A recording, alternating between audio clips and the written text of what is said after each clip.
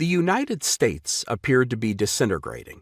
Abraham Lincoln had carried every state in the North and none in the South. South Carolina was about to secede from the Union, and other states were likely to follow. The outgoing president, James Buchanan, opposed disunion but believed the federal government had no power to stop it.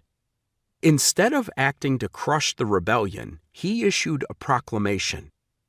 In view of the present distracted and dangerous condition of our country, naming January 4, 1861, a national day of prayer.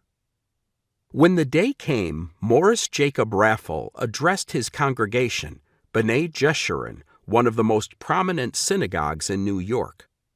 A leading traditionalist rabbi, Raphall was a favorite of well-heeled business and civic leaders who maintained close commercial ties with the South.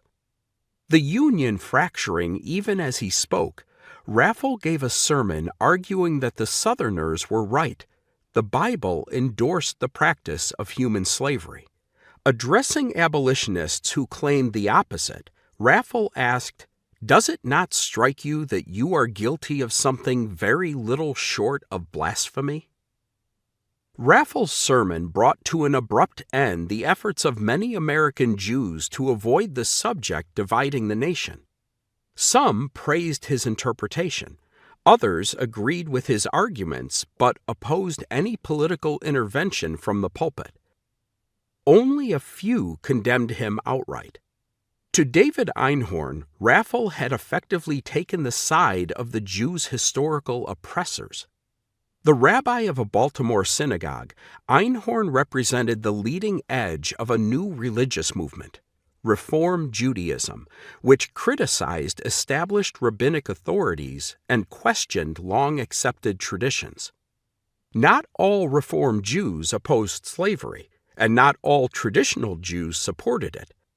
But Einhorn's belief that the Bible should be interpreted not as timeless divine revelation, but as a relatively progressive document from a primitive time, informed his opinion that defending slavery in the name of the Torah amounted to a betrayal of Jewish ideals and even a threat to Jewish interests.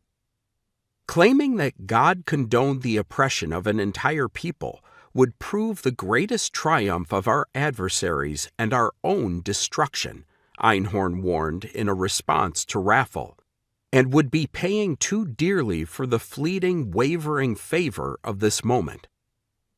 Einhorn was far from representative of most Jews in America. Some affirmed Raphall's defense of the South, while others argued for Jews not to get involved. They thought nothing good could come from an already vulnerable group getting embroiled in a bitter political debate, especially one likely to lead to civil war.